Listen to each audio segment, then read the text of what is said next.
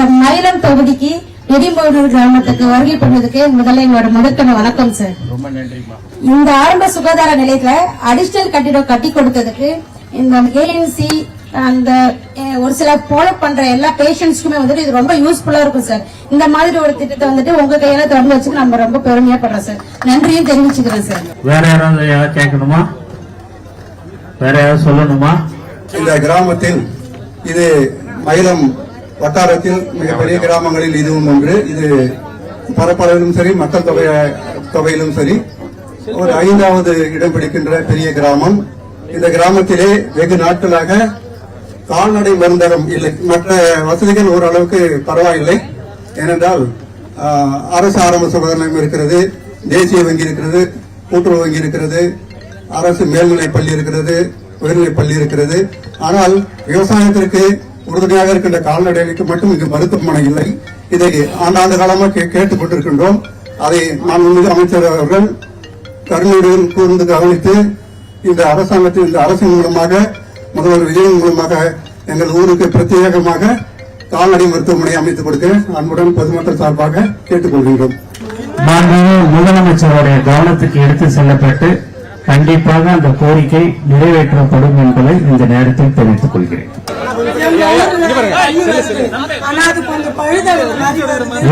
எந்த ஏரியாலமா? இது வரைக்கும் நீங்க கலெக்டர் கிட்ட இது சம்பந்தமா மனு கொடுத்திருக்கிறீங்களா? ஏன் நீங்க கொடுக்கல? இப்ப கேட்கறோன்றதுனால தானே நீங்க இதை சொல்றீங்க. தண்ணீர்ன்றது எவ்வளவு ஒரு முக்கியமான விஷயம். அது இந்த மாதிரி வருதுன்னு உடனே நீங்க கலெக்டர் கிட்ட நீங்க சொல்லியிருந்தீங்கன்னா உடனடியா அதை நாங்க நடவடிக்கை எடுத்திருப்போம். நீங்க ஒரு மனு மாதிரி எழுதி திங்கட்கிழமை ஒரு கையில கொடுத்துருங்க. கொடுத்தீங்கன்னா அது உடனடியா அது செஞ்சு தரப்படும்ன்றது தெரிவிச்சுக்கிறோம். இன்னைக்கே செக் பண்ண சொல்லிடுறோமா? இன்னைக்கு சார் போவாரு. இன்னைக்கே எல்லாத்தையுமே செக் பண்ணிட்டு இன்னைக்கே அந்த உங்களுடைய தண்ணீர் பிரச்சனை கண்டிப்பாக தீர்க்கப்படும் என்பதை சந்தோஷத்துடன் தெரிவிக்கிறோம். வசதிகள் பாத்தீங்கன்னா பெரிய ஊர், இது ரோடு வசதி கம்மியா இருக்கு. பாத்தீங்கன்னாக்கா நீலத்தொட்டி, நெடி, மோழினூர் பெரிய பகுதின்றதுனால ரோடு வசதி கம்மி. அதே மாதிரி பாத்தீங்கன்னாக்கா ஒரு திருமண மண்டபம் கூட்டிட்டு அதை பாத்தீங்கன்னாக்கா அதை டெமாலிஷன் பண்ணிட்டு புதுசா கட்டி தரணும்னு கோரிக்கை வைக்கிறேன். ஆனா நீங்க எது உங்களுக்கு தேவையோ அந்த கல்யாண மண்டபம் இந்த மாதிரியான விஷயங்கள் ரோடு வசதி எல்லாம் இல்லைன்னு சொல்றீங்க. ஏன் இவ்வளவு காலமா ரோடு வசதி இல்லாம நீங்க எதுவாவது மனு எல்லாம் கொடுத்திருக்கிறீங்களா? கலெக்டரை பார்த்து சந்திச்சு சொல்லி இருக்கிறீங்களா? அடிக்கடி பார்த்து சந்திச்சிருக்கோம். ரைட்டு. அது அந்த காலம்.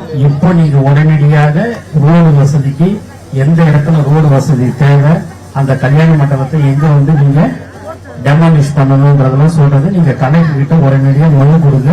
அதற்கு உடனடியாக தீர்வு காணப்படும் என்பதை தெரிவிச்சு. நன்றினா இன்னொரு கோரிக்கை. இப்ப பாத்தீங்கன்னா திமுக கவர்மெண்ட்ல நான் சொல்றது கேளுங்க. அதெல்லாம் இப்ப நம்ம அரசியல் பேச வரல. நான் சொல்றேன் இது அரசியல் பேசுற இடம் கிடையாது. இது மக்கள் குறை தீர்க்கும்.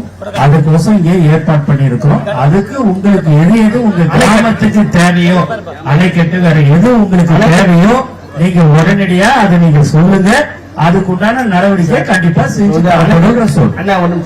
அணைக்கட்டு மதிப்பீட்டு குழு பாத்துட்டு போயிட்டாங்க. 65 கோடி எஸ்டிமேட் போட்டாங்க. எங்க ஊர்ல சின்ன குற்றாலம்னு பேரு. அந்த அணைக்கட்டு சின்ன குற்றாலம்னு பேரு. மக்கள் தொகை பாண்டிச்சேரியில கடலூர் எல்லா பகுதியிலும் இந்த நெடிமூல் பாத்துட்டு போவாங்க சீசன் டைம்ல.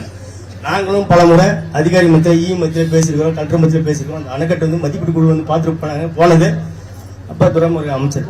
அப்ப பார்த்தா எங்க பாத்தீங்கன்னாக்கா எல்லாம் பார்த்து எங்களுக்கு கிடைக்கல. இது வரைக்கும் நாங்க சென்னை வரைக்கும் இப்ப சிஎம் லைன்ல பெட்டிஷன் கொடுத்தோம். அண்ணா வந்திருக்கீங்க எங்க பகுதிக்கு இந்த அணைக்கட்டும் எங்களுக்கு பண்ணி கொடுத்தா.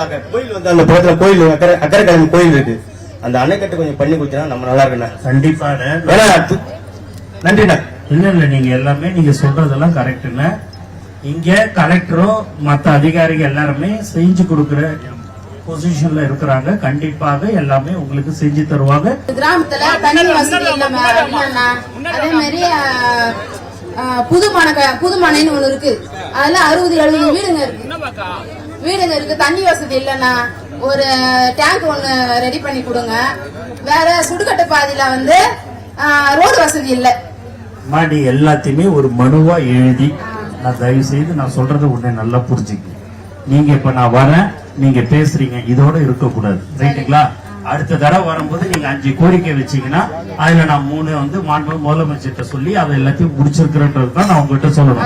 அடுத்த தடவை வரும்போதோ இதே கோரிக்கையை நீங்க சொல்லக்கூடாது. புரியுதுங்களா நான் சொல்றது? அதனால உங்களுக்கு கலெக்டர் வந்து நல்லா செய்யறதுக்கு அவரு ஆக்டிவா எல்லாமே செய்யறாரு. அதனால நீங்க மனுவை எழுதி கொடுத்தீங்க அப்படின்னா அவர் சம்பந்தப்பட்ட டிபார்ட்மெண்ட்ல அனுப்பிச்சு எல்லாத்தையும் அதெல்லாம் செஞ்சு தருவார்.